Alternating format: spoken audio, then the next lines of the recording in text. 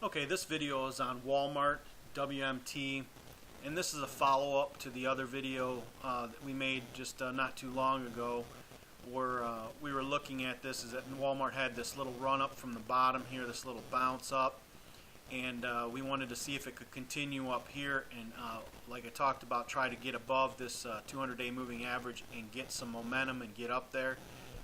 It didn't make it past the 50-day moving average. What had happened is it had some good momentum. It looked like it was going to be possibly a good trade, and this is why I say don't get excited and don't take these trades long or short. Wait for some type of confirmation. Okay, and this one here, we were kind of looking to see with earnings coming out and everything and how everyone was going to react to it, if it could get above here and break out. Well, earnings came out and they weren't that good at all. And I mean, they weren't. I got to give it some credit. They weren't that bad, but nearly not good enough. And so Walmart, it was down, closed the market down 3%, or $1.99. And so here's what we're doing here: is we entered immediately as soon as the earnings came out. We waited a little bit till it kind of had a little bit of an up thrust during the day. And then we entered a short position via some puts, and we'll show you what we're going to do with the target on there. If you go back to the recent lows here at around 56 were the extreme lows, and then here where it tried to have a little bit of a base for a couple of weeks here around 58, which let me slide this over, which looks really good with this area here. So what we're going to do is we're going to look back to here, which is about 58. Okay, 56 is just kind of a little bit of an overshoot where it broke out a little bit here, but 58 is a really good solid base there. And then we'll shorten this up just a little bit so I can get a little bit better of a look here to see. And then all the top of here for quite some time here looks like right around 54, and then I don't expect anything like this, but I'm going to put it up anyways just because we got the chart up there. Okay, so let's bring it back so now we can get it a little bit more in perspective here.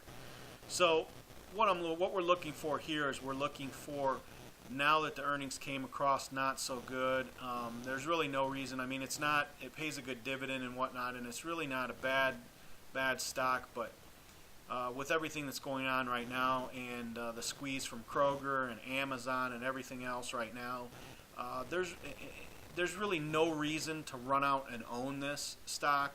So I think they're just going to kind of let it be. It might bounce around and it might chop for a little bit here, but ultimately I think that we're going to come back to this level here at 58 and see how the buyers respond at 58. Obviously there's no real reward for any of them to get above this area here at 67. By the way, if it did get above 67, I would use that as my stop out if it started to get above this area here. But ultimately, from what this is and showing this weakness, and really just with a little bit of a disappointment for earnings and everything else that's going on right now, we're thinking that this is going to be back down to around $59, $58. And so we took some puts on here. Let's go take a look at that. Okay, and the 6250s, they're over here priced 107 to 114, and not too bad of a price. And for the reward on it, like I said, right around $58. So you're looking at least 3 times, pretty close to at least 3 times or better on your money for the price of them. Gives you pretty decent time. I mean, in 29 days, you're going to know if this is going to start moving your way or not. Gives you enough time, and like I said, you can always roll those out to the next month if you're profitable and everything's going. And if the trade doesn't start going your way, we know where our exit's going to be. And so this one is set up to also have a real nice run, possibly, and a good reward down to $58, or maybe even down here a little lower at 56. if this doesn't, if this area here, I don't want to get too over bearish on it, but if it gets down below and breaks down below this $58 area, well then obviously for sure it's going to be down into the 56 or back to the original area at 54 and a half, because there's really not a lot of support in here. The support comes back kind of heavy right around $54, $55, and so this is really a decent play for the price of the option. The risk and your reward is at least 3 times or better on your money, and it gives you good time as well too. So this is another one to check out and see what you like. And so we finally entered the play here, and this is the update on the video. So I hope you guys enjoy, and I'll see you in the next one.